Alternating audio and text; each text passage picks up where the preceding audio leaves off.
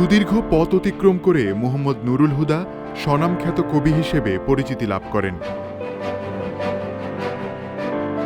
কবিতার পংক্তিতে পংক্তিতে শিউলি ফুলের মনোলোভা সুঘ্রাণ ছড়িয়ে তিনি ব্যাকুল করেছেন অগণিত কাব্যপ্রেমিকের হৃদয়।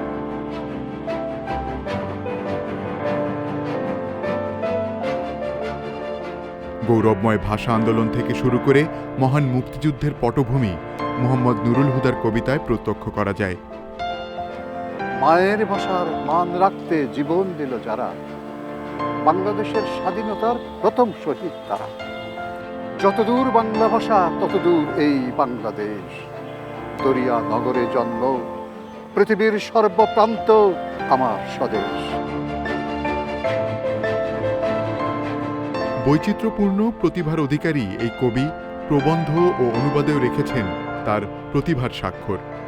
প্রথম পর্যায়ে তার কবিতায় প্রকৃতি ও স্বদেশপ্রেমের প্রাধান্য থাকলেও ধীরে ধীরে তিনি বহু বিষয়মুখী হয়ে উঠেছেন।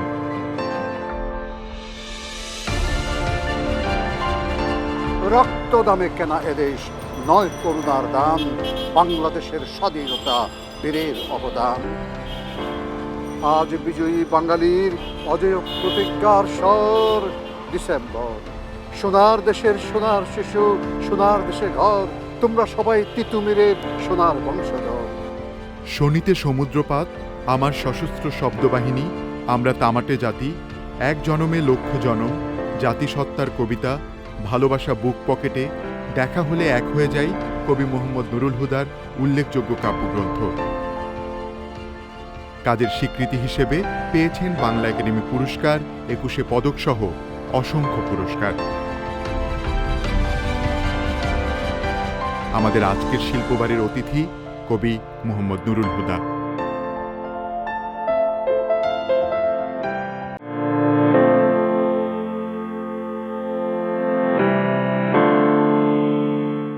সুধী দর্শক, আপনাদের স্বাগত জানাচ্ছি শিল্পবাড়ি অনুষ্ঠানে। শিল্পবাড়ি অনুষ্ঠান পরিবেশিত হয় দর্জিবাড়ির সৌজন্যে। আজকে আমাদের অনুষ্ঠানে আছেন দুজন মানুষ। প্রথমজন হচ্ছেন বিশিষ্ট কবি, কথাশিল্পী এবং অনুবাদক মুহম্মদ নুরুল হুদা, এবং আছেন বিশিষ্ট চিত্রশিল্পী এবং ইউটা বিশ্ববিদ্যালয়ের চারুকলা ডিপার্টমেন্টের চেয়ারম্যান শাহজাহান আহমেদ বিকাশ। এই অনুষ্ঠানে আমি যখন কবি মুহম্মদ নুরুল হুদার সঙ্গে কথা বলবো, তার কবিতার সঙ্গে যে তার ঘর গৃহস্থলী সেই বিষয়ে জানতে চাইব, এই ফাঁকে শাহজাহান আহমেদ বিকাশ ছবি আঁকবেন, পোর্ট্রেট করবেন নুরুল হুদার।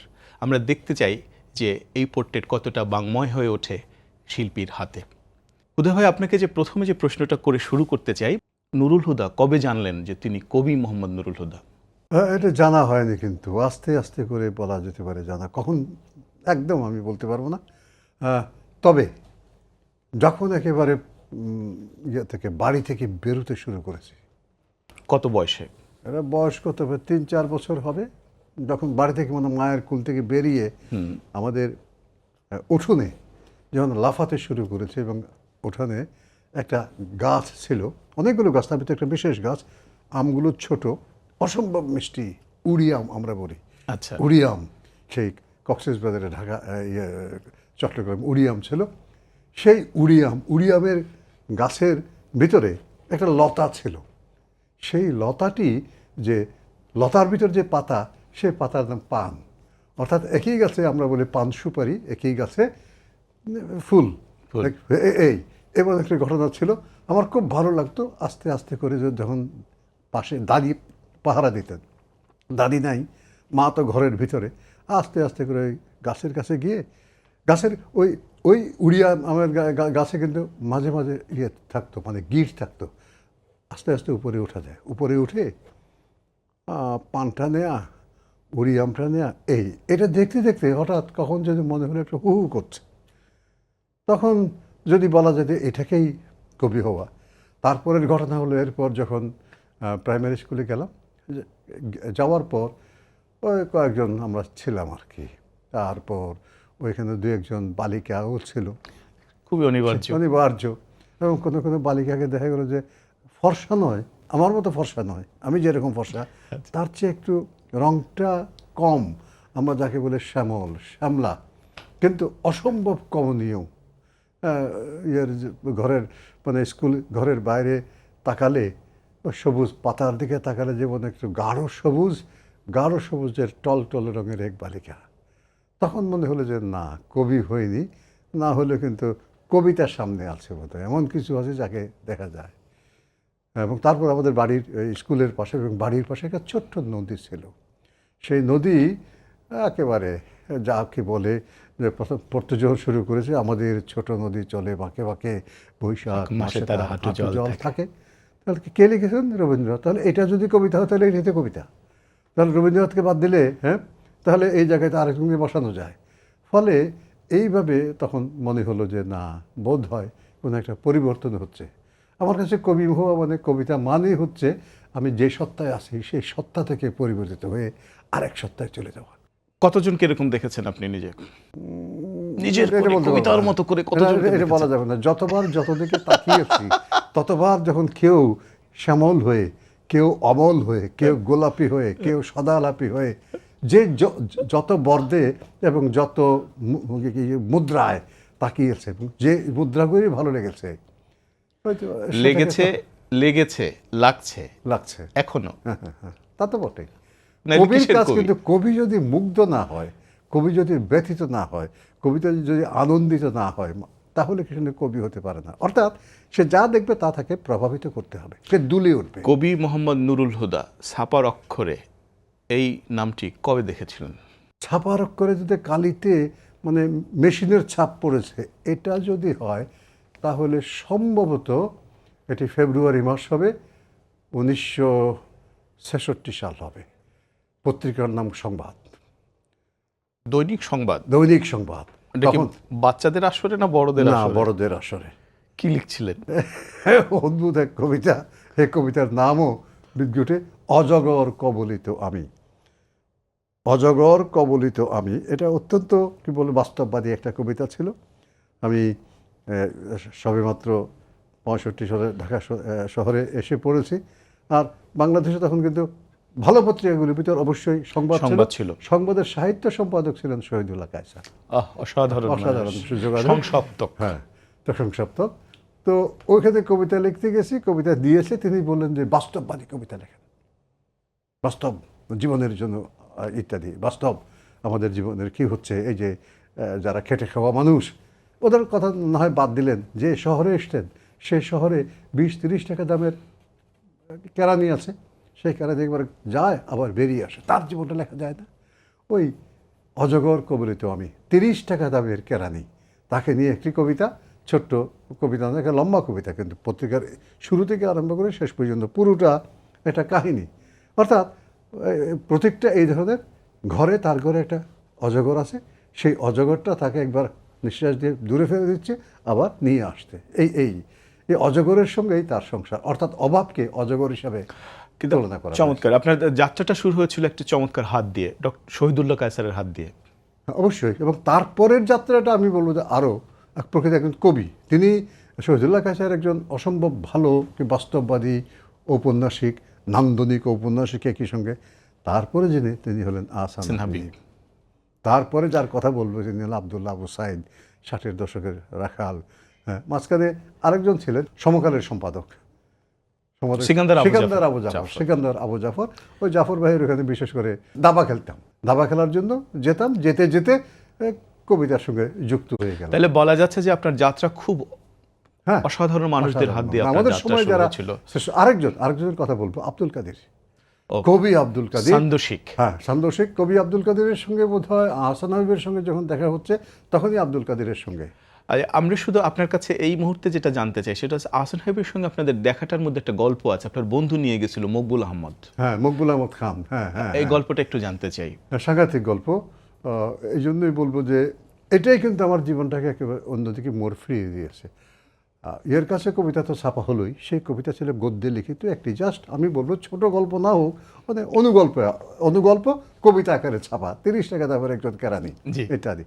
তারপর ওকে এই ধরনেরই কবিতা যখন আমি আহসান হাবীবের কাছে নিয়ে গেলাম, আমার এখনও মনে আছে, অট্টহাসি, মধ্যনিশীতে অট্টহাসি, এই ধরনের একটি কবিতা নিয়ে গেলাম। তিনি প্রথম আমি বোধহয় একা গিয়েছিলাম, এটা আমি সঠিক মনে পড়ছে।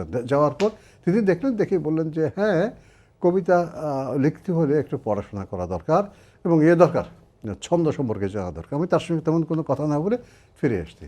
আসার পর আমার বন্ধু মকবুল আহমদ খান ঢাকা শহরে এসে, যার সঙ্গে আমার প্রথম দেখা হলো, এখনও পর্যন্ত তার সঙ্গে বলা যেতে পারে পথ চলছি আমি। তো সে গল্প লিখত। সে বললো যে কোনো সম্পাদকের সঙ্গে আমার পরিচয় নেই। আমি বললাম আমার তো আছে। আসনাইবের কাছে আমি গিয়েছিলাম, তো দুজন মিলে গেলাম। গিয়ে শুরুতে ঢুকার সময় আমাদেরকে আসনাইব তখন ছিলেন না, না থাকার ফলে আমাদের প্রথম ঢুকতে হলো আবুল কালাম শামসুদ্দিন সাহেবের রুমে। তিনি কিন্তু সম্পাদক দৈনিক বাংলার। দৈনিক বাংলা, তখন দৈনিক পাকিস্তান না, তখন দৈনিক পাকিস্তান। এটা কিন্তু 65 সালের কথা বলছেন। হ্যাঁ হ্যাঁ, 65 সালের কথা। তো গেলাম, উনি শুনলেন কবিতা, শোনার পর বললেন যে কবিতা তো আমার ব্যাপার না, আর কিছু বলবেন কিনা। তখন ও বললো গল্প, বলে গল্প হলো তো আমি দেখি। তোর গল্প দেখে শুনে বললো যে ঠিক আছে, এটাও আসনাইবের কথা। আর ততক্ষণ আসনাইব এসে গেছেন। উনি ঢুকলেন, আমাদের দেখে দাঁড়ালেন। আবুল কালাম শামসুদ্দিন বললেন যে আপনার কাছে এরা দুজন এসছে।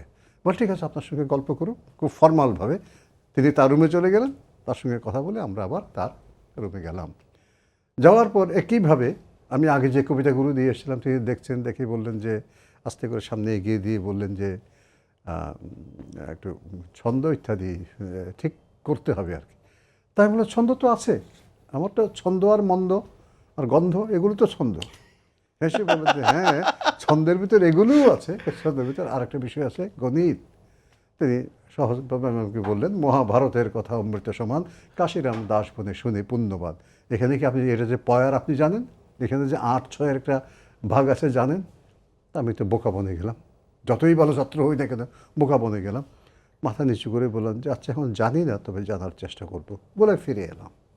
এবং ফিরে এসে 2 বছর তার কাছে আর যায়নি। ইতিমধ্যে যা করার বাংলা ছন্দের রূপরেখা জানার জেনে বিভিন্ন পত্রিকায় কবিতা প্রকাশ করছে, কিন্তু আসনাইবের কাছে আর যাচ্ছে না।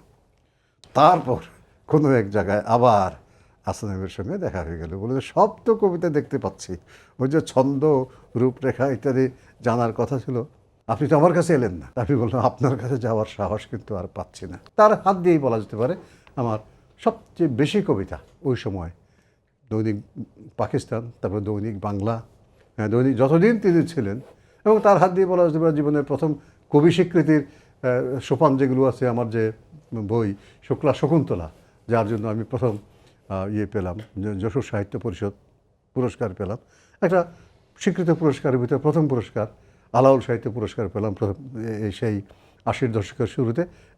এগুলো তার হাত দিয়ে এসছে। আপনার প্রথম কাব্যগ্রন্থের শনিতে সমুদ্রপাত, এর আগে আরও কিছু নাম ছিল, পাল্টাতে সমুদ্র শোনিত ছিল এক সময়, তারপর শনিতে সমুদ্রপাত, একটা হাইপারবোল অতিকথন এবং একই সঙ্গে একটা চিত্রকল্প তৈরি করা, যার পেছনে আছে বাংলাদেশের মুক্তিযুদ্ধ। যে সমুদ্র কত ছোট হলে এবং বাংলাদেশের মুক্তিযুদ্ধ মানুষের মুক্তির জন্য বিপ্লব কত বড় হলে, এই তার ভিতর যে রক্তের প্রবাহটা কত বড় হলে সমুদ্রের একটা ফোঁটার মতো পড়তে পারে। এই ছিল আমার রূপকল্প। সমুদ্রের কথা যখন এসছে তখন জানতে চাইছি যে আপনি তো সমুদ্র পাড়ের মানুষ, কক্সবাজারের মানুষ। আমরা বলি দরিয়া। আপনি আমরা না, আপনি এটা প্রতিষ্ঠা করার চেষ্টা করেছেন বা করছেন, হয়তো এটা হয়েও যাচ্ছে, বা দরিয়া নগর বলছেন কক্সবাজারকে। তো আমার জানতে ইচ্ছে করছে যে কক্সবাজারের মানুষ, সমুদ্র পাড়ের মানুষ, সমুদ্র একজন কবি নুরুল হুদাকে কতখানি আচ্ছন্ন করেছিল, প্রভাবিত করেছিল। সমুদ্র তো আমাদের এখানকার সমুদ্র বা দরিয়া আমাদের এলাকার প্রতিটি মানুষকেই শুরু থেকে সবভাবে আচ্ছন্ন করে আছে। গভীর রাতে যখন আমি ঘুমোতে যাই, তখনও 1.5 মাইল দূরে সমুদ্র দরিয়া ডাকছে শোঁ শোঁ শোঁ শব্দ। সেই শীত হোক, গ্রীষ্ম হোক, বসন্ত হোক, যে ঋতুতেই হোক তার শব্দ শুনতে পাচ্ছি। আর আমাকে কবি করার ক্ষেত্রে এটুকু বলবো, সমুদ্রের দিকে বিশেষ করে সূর্যাস্তের সমুদ্র, যখন তার দিকে তাকিয়ে থাকতাম, যখন ওই সূর্য অস্ত যাওয়ার সময়, সেটা অভাবনীয় দৃশ্য, অপার্থিব দৃশ্য, বর্ণনা হয় না এর। আর আদিনাথ মন্দিরের পাশে একটা গাছ ছিল, সেই গাছের পেছনে সূর্য অস্ত গেলে ওই গাছটা আর গাছ থাকে না, একটা আলোক বৃক্ষে পরিণত হয়ে যায়। কবির কাজ হচ্ছে এই যে পাল্টে যায়, জীবন পাল্টে যায়, মন পাল্টে যায়, রং পাল্টে যায়, তাকে ধারণ করা, তাকে আবার প্রকাশ করা। খুবই স্বাভাবিক। হুদা ভাই, আপনি আপাদমস্তক একজন কবি। আপনার কবিতার মধ্যে, আপনার শরীর অভাবের মধ্যে, আপনার দৃষ্টির মধ্যে প্রেম বিচ্ছুরিত হচ্ছে। নানাভাবে আপনি প্রেমে পড়েছেন, প্রেমের কবিতা, প্রচুর প্রেমের কবিতা লিখেছেন। কিন্তু 1992 সালে আপনার জাতিসত্তার কবিতা প্রকাশিত হবার পর, এই বইটি প্রকাশিত হবার পর আপনি একটা অভিধা হয়ে গেল জাতিসত্তার কবি। আমার মনে হয় বা আমাদের মনে হয় যে জাতিসত্তার কবি বলে কবি যে নুরুল হুদার বিশাল ব্যাপ্তি, তাকে একটু খণ্ডিত করে দেয়া হয়েছে, ছোট করে দেয়া হয়েছে। এই প্রশ্নের উত্তরটা নেব একটি বিরতি থেকে আসার পর। সুধী মণ্ডলী, আপনারা দেখছেন শিল্পবাড়ি অনুষ্ঠান, পরিবেশিত হচ্ছে দর্জিবাড়ির সৌজন্যে। একটি বিরতি নিয়েই ফিরে আসছি, কোথাও যাবেন না, থাকুন আমাদের সঙ্গে।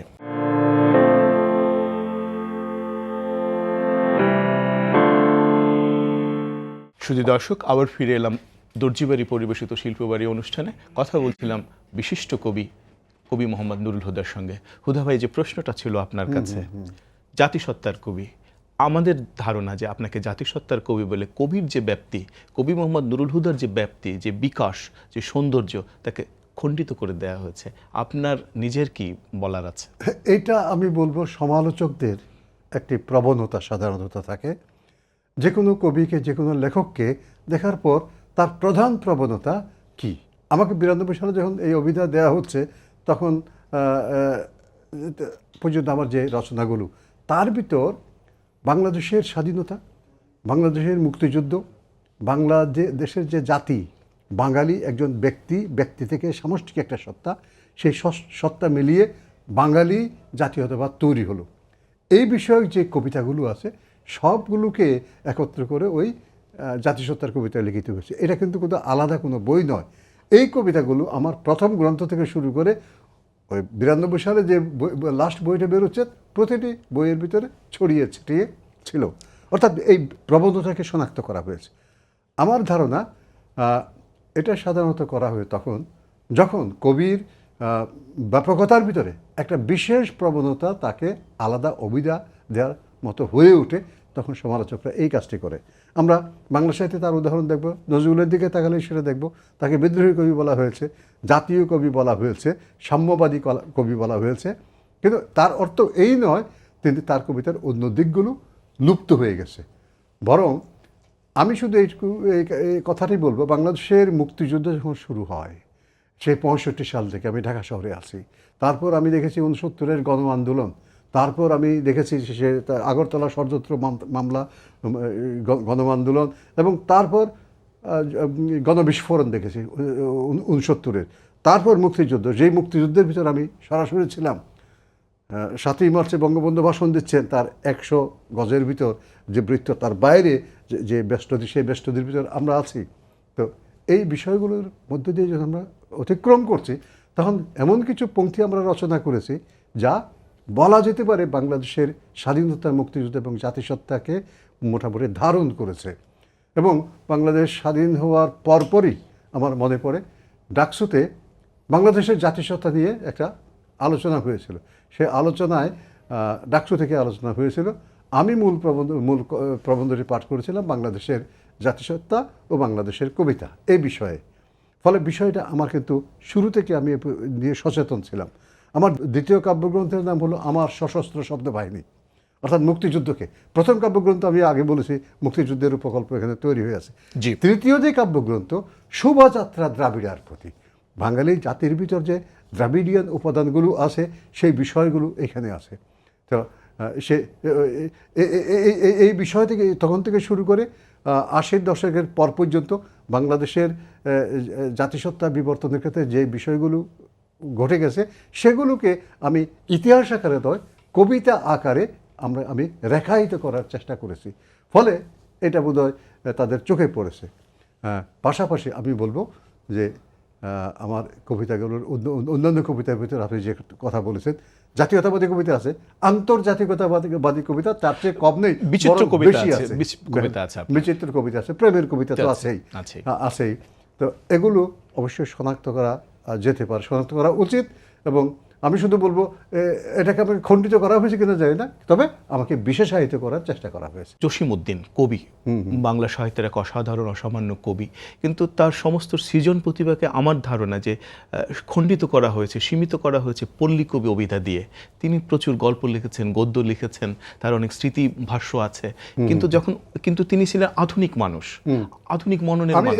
এই সম্পর্কে একটা আমার নিজস্ব ব্যাখ্যা আছে। পল্লী কবি বলার ফলে আমার ধারণা একেবারে এটা সবচেয়ে তার প্রতি একটা সবচেয়ে যোগ্য এবং ভালো অভিধা বলে আমি মনে করি। পল্লী কবি এই কথাটি বাংলা সাহিত্যে আর কোথাও নেই। আমি কথাটি বলছি এই তিনি যা করেছেন সেটা হচ্ছে বাংলা সাহিত্যের কবিতা লেখার যে হালতক, যে কি বলবো, রসদ, শিল্পকৌশল সব তার জানা ছিল। তার পাশাপাশি লোককবিদের যে উপাদান, যে বিষয় এবং যে কৌশল, সবটাকে তিনি রপ্ত করে এমনভাবে তিনি ব্লেন্ড করেছেন, এমনভাবে সংহত করেছেন, তার মতো এই ধরনের গাথা কবিতা, তার মতো এমন ধরনের লোকগীতিময় কবিতা বাংলা সাহিত্যে দ্বিতীয় আর কেউ লেখেননি। ফলে তাকে আমি যেমন বলতে পারছি না একটা সর্বাধুনিক কবি, ঠিক তেমনি বলতে পারছি না লোককবি। বরং এই দুটার সমন্বয়ে লোককবি, লোককবিতা এবং আধুনিক কবিতা, এই দুটার সমন্বয়ে তাকে বলা হচ্ছে, তিনি যে কবিতা লিখেছেন তার বিষয় না 80% ক্ষেত্রে, 80% কিন্তু পল্লীর জনগণ, পল্লী কবি। ইংরেজিতে যাকে বলে পেস্টোরাল পয়েন্ট, পেস্টোরাল পয়েন্ট যাকে ইংরেজি, তার বাংলা হয়েছে পল্লী কবি। ফলে বিষয়গত বিচারে তাকে পল্লী কবি বলা যেতে পারে, কিন্তু বিষয়গত বিচারের বাইরে যদি বলি, তার কবিতার গভীরতা, তার চিত্রকল্প তৈরি করার ক্ষমতা, তা যদি বলি, তাহলে বাংলা ভাষার হাজার বছরের ইতিহাসে শ্রেষ্ঠ কবি যারা আছে তিনি তাদেরই কাতারে। এখন আমরা অন্যদিকে যাব, সেটি হচ্ছে যে আমাদের শিল্পী শাহজাহান আহমেদ বিকাশ কি ছবি আঁকছেন, আমরা একটু দেখি। বিকাশ ভাই, আপনি কদ্দূর আঁকলেন, কেমন আঁকছেন, কেমন লাগছে হুদা ভাইকে, আপনি কতটা তুলে ধরলেন? হুদা ভাইকে তুলে ধরা খুবই কঠিন। আমি যতটুকু ওনাকে জানি, জি, কবি নুরুল হুদা, ওনাকে কবি হিসাবে যতটুকু জানি, আমার ব্যক্তিগতভাবেও তার সাথে পরিচিত হওয়ার সুযোগ হয়েছে এবং মেশার সুযোগ হয়েছিল। আমি আজকে খুবই আনন্দিত আমি তার ছবি আঁকতে পাচ্ছি। এই অল্প সময়ে দেখে তাকে আমার এই কাগজের ছোট্ট পরিসরে তুলে ধরা আমার জন্য খুবই কঠিন। বাহ্যিক যে অবয়ব সেটা হয়তো কিছুটা উঠে এসেছে, কিন্তু আমি আসলে গুরুত্ব দিয়েছি তার ভিতরের যে নুরুল হুদা। আমি এটা বিশ্বাসও করি যে একজন মানুষের বাহ্যিক যে অবয়ব এটি তার প্রতিকৃতি না, তার ভিতরের যে প্রতিকৃতি সেটা আমি তুলে ধরার চেষ্টা করেছি আমার সীমিত অভিজ্ঞতা এবং আমার ভালোবাসা এবং শ্রদ্ধাবোধ দিয়ে। আমি জানি না কতটুকু হচ্ছে, চেষ্টা করছি। শিল্পী, আমি যতটুকু দেখতে পাচ্ছি যে চমৎকার এখন পর্যন্ত আপনি আঁকছেন এবং অনুষ্ঠান শেষ পর্যন্ত এটি আরও অসাধারণ এবং বর্ণাঢ্য হয়ে উঠবে বলে আমার ধারণা। কবি মোহাম্মদ নুরুল হুদা প্রেমের কবিতা অজস্র লিখেছেন এবং আপনি বলছেন যে প্রেমে এখনো পড়ে আছেন এবং যতদিন বেঁচে আছেন প্রেমে পড়বেন। কেন পড়বো না? ডুবে আছি, উঠতে পারবো না। এই অবস্থা যদি হয় তাহলে প্রেমটা আপনার কাছে কেমন, কি প্রেম কিভাবে দেখেন? প্রেমকে দেখি না। আমার এই মুহূর্তে একটা ছোট দুই পংক্তি মনে পড়ছে। বলুন। একটি জীবনের সখী লক্ষ প্রেমিকা যদি নও, লক্ষ জীবনের সখী একটি প্রেমিকা তুমি হও। অসাধারণ। তো এটার ব্যাপার হচ্ছে যে প্রেমকে কতভাবে যে দেখা প্রেম যায়। সত্য প্রেমিকা সে বহু পাত্রে ঢেলে খাবো পিব সেই সারাব লহু, এটা নজরুল। আমি বলছি প্রেম হলো সেই জিনিস যার সৃষ্টিশীলতাকে উস্কে দেয়। প্রেম যদি না থাকে তাহলে জলের সঙ্গে বীজ যুক্ত হয়ে কুড়ি হয়ে ফুটতে পারে না। কাজেই সৃষ্টিশীলতার প্রথম ইয়েই হচ্ছে তাই। আপনি প্রতি মুহূর্তে প্রেমে পড়তে পারলে আপনি কাউকে হত্যা করতে পারবেন না, আপনি সৃষ্টি করতে পারবেন। প্রেম সৃষ্টি করে, প্রেম কিন্তু নষ্ট করে না। প্রেমে পড়া খুব কষ্টকর, প্রেমে পড়ে মানুষ নষ্ট হয়ে যায়, কিন্তু ভালোভাবে নষ্ট হয়। পরকীয়া প্রেমকে কিভাবে দেখছেন? পৃথিবীতে পরকীয়া প্রেম বলতে কিচ্ছু নেই। বলে যে যখন লোকে। সখিয়া, কখনো কখনো মনে হয় যে পরকীয়া মানে সখিয়া, মাঝে মাঝে অধিকাংশ ক্ষেত্রে এটা মনে হয়। পরকীয়া তখনই হয় যখন একজন আরেকজনকে পর মনে করে, কিন্তু সখিয়া তখনই হয় যখন দুজন দুজনকে আপন মনে করে। তা আমি এই জন্যই বলবো যে মিলনের মধ্যে যখন প্রকৃত দুই দিকেরই ইতিবাচকতা থাকে তখন এটা আবার পরকীয়া হবে কেন? অসাধারণ হয়ে ওঠে। অসাধারণ হয়ে ওঠে। আর যদি এটা না হয় তাহলে শুধু পুরুষ দায়ী না, শুধু নারী দায়ী না, দুজনেই দায়ী। নজরুল যেমন বলেছিল, অসতী মায়ের সন্তান যদি জারদ সন্তান হয়, অসৎ পিতার সন্তান তবে জারদ সুদিষ্ট হয়। কাজে পরকীয়া মানে ওইখানে, এই যখন অনাচার থাকে, দ্বিচারিণী বা দ্বিচারী যদি পুরুষ হয় বা নারী দ্বিচারিণী হয়, তাহলে এটা পরকীয়া হতে পারে। পরকীয়া না, এটা অন্য জিনিস হয়ে যায়। সৌন্দর্য বা পবিত্রতা বা অনুধাবন করার যে ব্যাপারটা, সেটা আসলে তার আপনি মধ্যে যেটা থাকে। বলতে চাচ্ছেন, মানুষ যেটা বলতে চাচ্ছে, আপনি আপনার ঘরের যিনি আছে তার বাইরে কাউকে দেখে প্রেমে পড়তে পারেন কিনা? অবশ্যই অবশ্যই আমি প্রেমে পড়তে পারি, এবং প্রেমে পড়ার অর্থই হচ্ছে মানুষকে ভালোবাসা। মানুষকে ভালোবাসা তো না, নিশ্চয়ই মানুষ ভালোবাসবো বলেই তো পৃথিবীতে এসেছি, এবং আর কবির চোখ তো সবসময় সৌন্দর্যের দিকেই থাকে। হুদা ভাই, প্রেমের ক্ষেত্রে নারী এবং পুরুষের যে সম্পর্কের মধ্যে শরীর কি খুব গুরুত্বপূর্ণ? শরীর ছাড়া কি প্রেম হয়? অবশ্যই হয়, কেন হবে না? সেটি কি আসলে প্রেম? না হওয়ার কোনো কারণ নেই। ইউটোপিয়া কোনো প্রেম? অবশ্যই, কারণ ইউটোপিয়ার কোনো স্থায়িত্ব থাকে? ইউটিউবের এই শরীরটা, মানে আমার এই শরীরটা একই সঙ্গে শরীর এবং শরীরহীনতা। আমি যে বলবো যে শক্তি দিয়ে এখন আমি কথা বলছি, যে শক্তি দিয়ে আপনাকে আমি তর্ক করছি, সেটি কিন্তু আমার শরীর নয়। সেটি আমার শরীরের ভিতর প্রদীপিত একটি শক্তি। চারবাক দর্শন কি বলে? আমি অন্যদের কথা বলবো না। যে চারবাক দর্শন স্রষ্টার কথা বলে না, অন্য কিছু বলে না। চারবাক দর্শন বলে যে 4 রকমের বস্তু দিয়ে আমার শরীরটা, পৃথিবীটা গঠিত, সেই 4 রকমের বস্তু যদি একটা বিশেষ সমীকরণে আসে, তাহলে তার ভিতরে একটি চেতনা সঞ্চারিত হয়। সেই চেতনাটাই ওই সমীকরণকে জীবিত করে তোলে। এই তো আমি বলবো যে এই জন্যই বলবো, ওই জীবিত হওয়ার পর প্রেম মানুষ কিন্তু অন্তর দিয়ে যখন অনুভব করে, সেটা শরীরই নয়। তারপর শরীর দিয়ে যখন অনুভব করে, তা শরীরই। কথা হচ্ছে, অন্তর দিয়ে অনুভব করার পর মানুষকে শরীরের কাছে যেতে হয়, শরীর দিয়ে অনুভব করার পর মানুষকে অন্তরের কাছে যেতে হয়। কথা বলছিলাম আপনার আগে আরেকটি অনুষ্ঠানে কথাশিল্পী রাহাত খানের সঙ্গে। তিনি কিন্তু বলেছেন যে শরীর ছাড়া প্রেম ভাবা যায় না, শরীর এবং প্রেম পাশাপাশি। আমি তার কথা মেনেই বলবো, হ্যাঁ, তার শরীর ছাড়া প্রেম হয় না, কিন্তু হৃদয় ছাড়াও প্রেম হয় না। তিনি ওইটাই বলেছেন, হৃদয় ছাড়া তো প্রেম হবেই না। আমার তো মনে হয়, প্রথম আমি যেটা বলবো, যেমন আমি প্রথম যে প্রেমের কথা বলছি, সেই প্রেমের যে আমার সেই প্রেমিকা, তার সঙ্গে আমার কখনো স্পর্শ হয়নি। আমি তখন এখনো তাকে ভালোবাসি। সম্ভব? কিন্তু সম্ভব, অবশ্যই সম্ভব।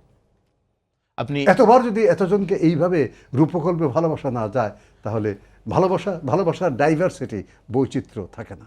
1971 সালের উত্তাল সময়ে, মুক্তিযুদ্ধের সময়, বাঙালির উন্মেষকালের, বাঙালির শ্রেষ্ঠ সময় আপনি কক্সবাজারে ছিলেন, এবং কক্সবাজারে আপনি মুক্তিযুদ্ধ করেছেন পাকিস্তানি অকুপাইড বাহিনীর বিরুদ্ধে।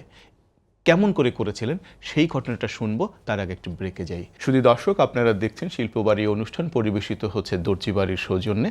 সামান্য একটু বিরতিতে যাচ্ছি, ফিরে আসছি একটু পরেই।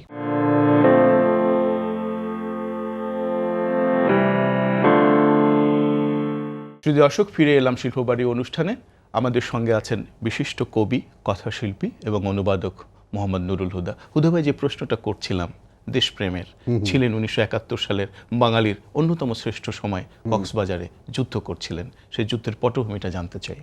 আমি 10-11 তারিখের দিকেই কক্সবাজারে চলে যাই, মার্চ মাসের 1971। কারণ হচ্ছে, আমরা লেখক সংগ্রাম শিবির থেকে আহমদ শরীফের সভাপতিত্বে, তিনি আমাদের তখন সভাপতি ছিলেন, শহীদ মিনারে যেদিন মিটিংটা হলো, লেখক শিল্পীদের পক্ষ থেকে আমরা পরিপূর্ণ রায় দিলাম বাংলাদেশকে স্বাধীন করতে হবে, আমরা স্বাধীন সার্বভৌম একটা বাংলাদেশ চাই। এবং তারপরে ঘটনা প্রবাহ যেদিকে যেতে লাগলো, মনে হলো যে মুক্তিযুদ্ধ শুরু হয়ে যাবে।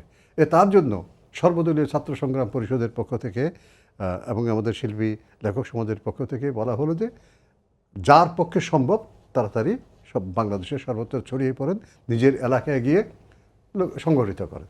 তা আমি চলে যাই। যাওয়ার পর কক্সবাজারে আমি যে স্কুলে পড়তাম, ঈদগাহ মডেল হাই স্কুল, একেবারে আরাকান রোডের পাশে এই বিদ্যালয়টি, একবার প্রাচীনতম বিদ্যালয়ের একটা বিশাল মাঠ। সেখানে আমরা যাওয়ার পর সুরত আলম নামে আমাদের একজন প্রাক্তন সৈনিক ছিলেন, তিনি সুবেদার জাতীয় কিছু একটা ছিলেন। তিনি অসম সাহসী একজন মানুষ ছিলেন, এবং তার কাছ থেকে তাকে আমরা নিয়ে সঙ্গে করে ওই স্কুলের যারা ছাত্র ছিল তারা আমাদের মতো যারা তরুণ স্কুল কলেজে যারা পড়ে তাদেরকে দিয়ে আমরা সেখানে প্রথমে একটা ট্রেনিং শুরু করি। গাদা বন্দুক দিয়ে ট্রেনিংটা শুরু হয় স্বাভাবিকভাবেই। হ্যাঁ, এটা হতে হতেই ওই সেই 25শে মার্চ এসে গেল এবং 25শে মার্চের রাতে সকালবেলা আমরা 26শে মার্চের দিকে আমরা হান্নানের কণ্ঠে, হান্নান মানে মোহাম্মদ হান্নান আওয়ামী লীগের নেতা, তার কণ্ঠে প্রথম আমরা কালুরঘাট বেতার কেন্দ্র থেকে স্বাধীনতার কথা শুনলাম। বঙ্গবন্ধু স্বাধীনতা ঘোষণা করেছেন, তার পক্ষ থেকে স্বাধীনতা ঘোষণার কথা বলা হলো। তারপর আমরা মেজর জিয়ার কথাও শুনলাম, তিনি স্বাধীনতা বঙ্গবন্ধুর পক্ষ থেকে ঘোষণা করলেন, এটাও আমরা শুনলাম। অর্থাৎ আমরা শুনলাম যে বঙ্গবন্ধু স্বাধীনতা ঘোষণা করেছেন, এটাই প্রকৃত সত্য, এর বাইরে অন্য কোনো সত্য নেই। তো আমাদের কাজ হলো এখন মুক্তিযুদ্ধ শুরু করা। তার 3-4 দিনের পর মেজর জিয়া, শওকত এরা মিলে কালুরঘাট ব্রিজ পার হয়ে তারা কক্সবাজারে চলে এলেন। 1 মাস যাবৎ তারা কক্সবাজারে ছিলেন এবং কক্সবাজারে 1 মাস কিন্তু পরিপূর্ণ মুক্ত ছিল। এই সময়টাতে আমাদের মূল কাজ ছিল কক্সবাজারে আসার জন্য। তখন কিন্তু যে আর্মি 2 পথে আসতে পারে। এক পথ হলো যে রাস্তা হলো আরাকান রোড। আরাকান রোড দিয়ে আসা কিন্তু কঠিন, কারণ আরাকান রোডের দুপাশে আপনারা জানি, দুপাশে কিন্তু পাহাড় পর্বত, যে কোনো জায়গাতে গেরিলা বাহিনী অ্যাম্বুশ করতে পারে। চট্টগ্রাম শহর থেকে কক্সবাজার পর্যন্ত যে রাস্তা, নদীপথ, জলপথ যেটা আছে, সমুদ্রের পাশ দিয়ে যে পথ আছে, আমরা দেখি মহেশখালী প্রণালী, সেই দিক থেকে আসা কিন্তু ওটাও কঠিন ছিল এই জন্য যে তারা একটা স্টিমারে আসবে বা কয়েকটা নৌকাতে আসবে, তখন যদি মুক্তিবাহিনী তাদেরকে আক্রমণ করে তাদের পক্ষে এটাও করাও কঠিন। যাই হোক, সমস্ত কিছু বিবেচনা করে আমাকে যে দায়িত্বটা দেওয়া হয়েছে সেই কাজটা হলো, যেহেতু বাড়িটা আমার একেবারে প্রধানের কাছে, আমার বাড়ি পোকখালী নামক একটি গ্রামে, ইউনিয়নে, তার পাশ দিয়েই মহেশখালী প্রণালী প্রবাহিত হচ্ছে। ওইখানে তথাকথিত গাদা বন্দুক, রাইফেল ইত্যাদি দিয়ে ওইদিকে পাহারা দেওয়া মানে তাদের কারোর সঙ্গে যুদ্ধ করা নয়। যদি দেখা যায় যে তারা আসতে, তখন যথাস্থানে সংবাদটা পৌঁছে দেয়া, এই কাজটি আমরা করেছি। এবং তারপর পাকিস্তান বাহিনী যখন এলো, আর্মি যখন এলো, আসার পর আমরা আরও রিট্রিট করলাম, আমরা ভেতরে ঢুকে গেলাম। এবং বাংলাদেশ স্বাধীনতা যুদ্ধ শেষ হওয়ার আগের মুহূর্ত পর্যন্তই কক্সবাজার এলাকায় মুক্তিবাহিনীর অস্তিত্ব ছিল। আর কেউ আমি যাইনি, আমাদের গ্রুপ তখন ওইদিকে যায়নি, কোনো গ্রুপ বার্মার যে সীমান্তের পাশে পর্যন্ত গিয়েছিল, কিন্তু বার্মাতে আমরা তেমনভাবে আশ্রয় পাইনি। যারা হয়ে গেছিল, সাধারণ মানুষ গেছে, কিন্তু মুক্তিযোদ্ধারা ওইখানে যেতে পারেনি বলা যেতে পারে আর কি। তো এরপরে কিন্তু বাংলাদেশ যখন স্বাধীন হবে, এই পরিস্থিতি চলে আসতে, আমি কিন্তু ডিসেম্বরের আগে, নভেম্বরের শেষ দিকেই, অক্টোবরের শেষ দিকেই বলা যেতে পারে, আমি আমার এক বন্ধু ছিল খিজির, আমরা দুজন ওই কক্সবাজার থেকে আমরা ঢাকা শহরে চলে আসি। আপনার একটি কবিতার পংক্তি আছে, রোদ্দুরে নিয়েছি আর বৃষ্টিতে বেড়েছি, সহস্র শতাব্দী দিয়ে নিজেকে গড়েছি, আমরা তামাটে জাতি। আমরা এসেছি। তামাটে জাতি কেন বললেন? তামাটে জাতিটা বললে এইটা হলো অন্যরকম একটা কথা। আমি বলবো, আমি দুজন মানুষকে দেখেছি 2 প্রান্তরে। একটা হলো নাগরিক প্রান্তর, আর একটা হলো গ্রামীণ প্রান্তর। যখন একজন চাষি মাঠে কাজ করে এবং কাজ করার পর ঘামে নেয়ে উঠে, তখন তার পিঠের দিকে যখন তাকায়, রোদ পড়েছে, তখন এটা না কালো, না সাদা, না বাদামি, আমরা তামাটে, পুরে তামাটে হয়ে গেছে। ঠিক তেমনি ভাবে গরুর গাড়ি ঠেলছেন একজন শ্রমিক, তার পিঠটাও তামাটে হয়ে গেছে। বাঙালি আমার মনে হয়েছে শুরু থেকে শেষ পর্যন্ত, এখন পর্যন্ত এইভাবেই একজন সংগ্রামী জাতি, যে শ্রম বিমুখ নয়, শ্রমমুখী একটা জাতি। একইভাবে আরেকটা বর্ণের কথা যদি আমরা বলি, বাঙালিরা না কালো না সাদা, বাঙালিরা বর্ণের ভিতর দিয়ে তার ভিতরে একটা সমঝোতা আছে, সেই সমঝোতা হচ্ছে ব্রাউন, তামাটে। সারা পৃথিবীতে এই 3টি বর্ণের কথা বলা আছে। আমার নিজের মনে হয় কালো যেমন একটা এক্সট্রিম, সাদাও তেমনি একটা এক্সট্রিম। আমরা যদি এক ধরনের সন্ধির ভিতর চলে যেতে চাই, হ্যাঁ, মানুষের ভিতর মিলনের কথা বলি, হ্যাঁ, তো বর্ণবাদকে যদি অগ্রাহ্য করতে চাই, তাহলে বর্ণকে, সব বর্ণকে গ্রহণ করতে হবে, অন্তত সাদা এবং কালো দুইটাকেই গ্রহণ করতে হবে। যদি গ্রহণ করি তাহলে যেটা হবে সেটা একটা সংকর জাতিসত্তা, সংকর বর্ণসত্তা। বাঙালি মূলত কিন্তু সংকর জাতি। অবশ্যই। হাজার বছর ধরে পৃথিবীর বিভিন্ন এলাকা থেকে বাঙালি এসছে, শকুন, আর্য, অনার্য, দ্রাবিড়, কেমন মঙ্গোলীয়, ভেড্ডিট, তারপর এরিয়ান যারা নাক উঁচু, নাক বেটে, Right. গোল মাথা, লম্বা মাথা, সব মানে নৃতাত্ত্বিক দিক থেকে শুরু করে সাংস্কৃতিক দিক থেকে শুরু করে সমস্ত দিক থেকে আমরা বলবো বাঙালি সারা পৃথিবীর যত ধরনের মানুষ আছে সব মানুষের আকৃতি, প্রকৃতি, চরিত্র সব মিলিয়ে একটা অদ্ভুত জাতি, কিন্তু আন্তর্জাতিক জাতি। জুয়া খেলা, কবিতা, মদ যদি আপনাকে সাজিয়ে দেয়া হয়, আপনি কোনটা আগে নেবেন? প্রথমে নারীকে দিতে হবে, কারণ আপনি যদি সুরার কথা বললেন, হ্যাঁ, জি। সুরা তো হৃদয় দিতে পারে না, না, হ্যাঁ, তারপর আর জুয়া উন্মাদনা দিতে পারে, হৃদয় দিতে পারে না। তারপর আরেকটা কি বললেন? কবিতা। কবিতা, হ্যাঁ, কবিতাও দিতে পারে, কবিতা দিতে পারে না এটা বলবো না, কবিতা কিন্তু শরীর দিতে পারে না। নারী মানে শরীর যোগ হৃদয়। তাহলে আমরা নারীকেই নিচ্ছি আগে। অবশ্যই নারীর ভিতরে কি আছে যে এত পাগল হয়ে যাই আমরা পুরুষেরা পৃথিবীতে? নারীর ভিতর সেই জিনিসটি আছে যা নরের ভিতর নেই। প্রথম কথা হচ্ছে সেটি, মানুষ চায় তার অপূর্ণতাকে পূর্ণ করতে। আর নারীও আমি বলবো, নারীকে যদি প্রশ্ন করা হয়, নারীকে যদি সত্যিকারভাবে প্রশ্ন করা হবে, সত্যিকার উত্তর যদি আসে, সেও প্রথমে নরকেই নেবে। দুজন মিলেই অর্ধেক তার করিয়াছে নারী, অর্ধেক তার নর। আমরা অর্ধেক কিছু চাই না, আমরা সম্পূর্ণ চাই, সম্পূর্ণটা পুরোটা চাই। পুরোটা প্রেম চাই। কিন্তু পুরোটা চাই। এ কারণেই বুধা ভাই, আপনার একটা কবিতা আছে, কবিতার নাম ইথাকা। ইথাকা একটি প্রাচীন মিথ, ঐতিহ্য। আপনি এই কবিতাটা ইথাকা কাকে মন্থন করে লিখেছেন? অবশ্যই বঙ্গবন্ধু শেখ মুজিবুর রহমান। তার ফিরে আসা 10ই জানুয়ারি 1972 সালে এই কবিতাটি লেখা। এবং ইথাকা মানে কি? ইথাকা হলো সেই দেশ যেখানে ইউলিসিস গিয়েছিল 20 বছর পরে আবার ফিরে আসতে। পেনিলুপি ইউলিসিসের জন্য অপেক্ষা করে একই জিনিস, অনেক ষড়যন্ত্রের মধ্যেও সে অপেক্ষা করছে। একই ঘটনা ঘটেছিল। বঙ্গবন্ধু শেখ মুজিবুর রহমান তিনি নির্বাসিত হয়েছিলেন, তাকে নিয়ে যাওয়া হয়েছিল। 9 মাস হয়েছিল, 20 বছর হয়নি। সময় কখনো কখনো বড় আর ছোট এটাতে কিছু আসে যায় না। বঙ্গবন্ধু যে সংগ্রামটা করেছেন সেটা কিন্তু হাজার বছর ধরে বাঙালি যে সংগ্রাম করেছে সেই সংগ্রামেরই মূলীভূত রূপ। আপোষহীনতা, কেমন শুধু বজ্র কণ্ঠ দিয়ে করা, শব্দ দিয়ে, তার সাহস দিয়ে যুদ্ধ করা।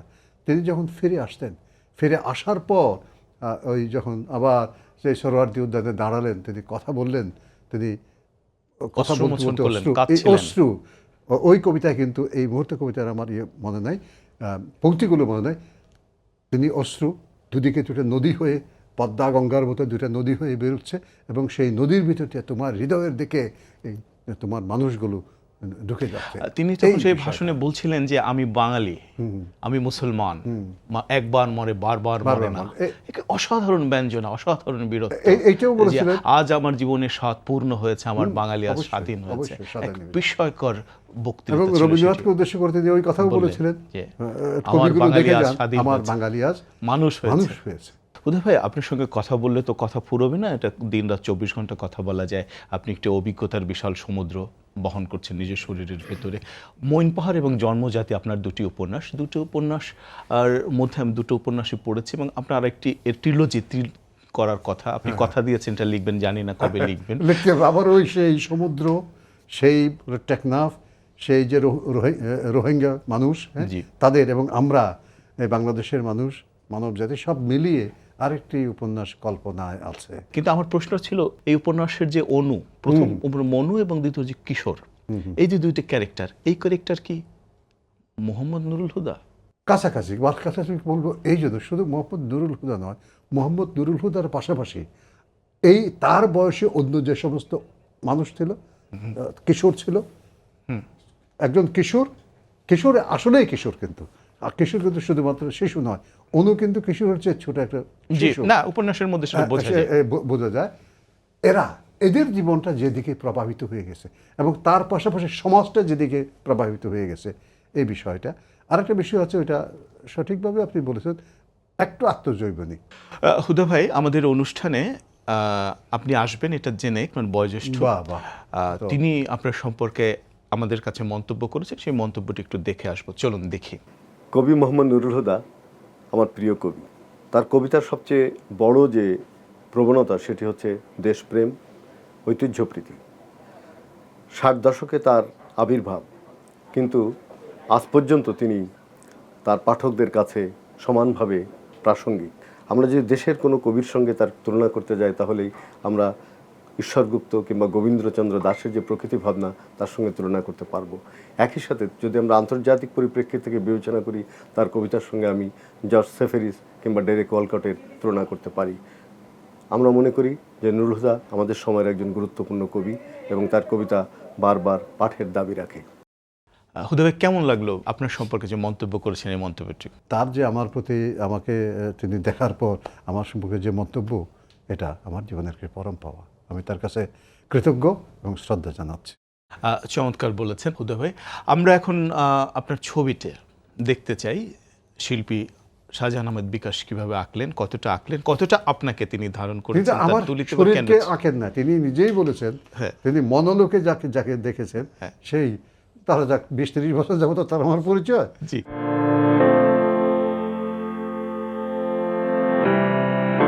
ওরে বাপরে বাপ, আপনার সঙ্গে প্রথমে আপনাকে অভিনন্দন জানাচ্ছি। আমার মনে হয় অসাধারণ একটা ছবি এঁকেছেন। এটা আমার ছবি না, যে ছবি আমার ভিতর আপনি দেখেছেন সেই ছবিটাকে এঁকেছেন। কবি মোহাম্মদ নুরুল হুদা, আমি আগেই বলেছি যে আপনি দরিয়ানগরের মানুষ, ছোট্ট শরীরের ভিতরে পুরো দরিয়াটা ধারণ করে আছেন কবিতায়, কাব্যে, অনুবাদে। অনুবাদ নিয়ে তো কোনো কথাই বলতে পারলাম না, কারণ সময় খুব সীমিত, তো বোঝাই যায়। আরও ভালো লাগতো যদি আরও দীর্ঘক্ষণ আপনার সঙ্গে কথা বলতে পারতাম। আপনার জীবনের যে দীর্ঘ অভিজ্ঞতা, কবিতার সঙ্গে যে বসবাস, নায়িকাদের সঙ্গে যে বসবাস, প্রেমিকাদের সঙ্গে যে বসবাস, এগুলো যদি আর একটু ভালো করে জানতে পারতাম। তো যাই হোক, যেটুকু জেনেছি আমি আশা করি যে আমাদের দর্শকেরা খুব পরিতৃপ্তি লাভ করেছেন। আমাদের স্টুডিওতে আসবার জন্য আপনাকে অনেক অনেক ধন্যবাদ এবং কৃতজ্ঞতা জানাই। আপনাকেও অসংখ্য ধন্যবাদ। এতক্ষণ ধরে আপনি আমার ভেতর থেকে অনেক কিছু বের করার চেষ্টা করেছেন, আমি জানি না। শ্রোতাদের প্রতি, দর্শকদের প্রতি অসংখ্য শুভেচ্ছা এবং অভিনন্দন আর আমার কৃতজ্ঞতা। আপনারা আমার কথাগুলো শুনেছেন। শুধু দর্শক, শিল্পবাড়ি অনুষ্ঠান আজকের মতো এখানে শেষ হচ্ছে। এই অনুষ্ঠান আপনারা জানেন পরিবেশিত হচ্ছে দর্জিবাড়ির সৌজন্যে। আগামী অনুষ্ঠানে আবার এইরকম কোনো অতিথির সঙ্গে আপনাদের সঙ্গে আমাদের দেখা হবে। সে পর্যন্ত যে যেখানেই থাকুন, কল্যাণে থাকুন, ভালো থাকুন।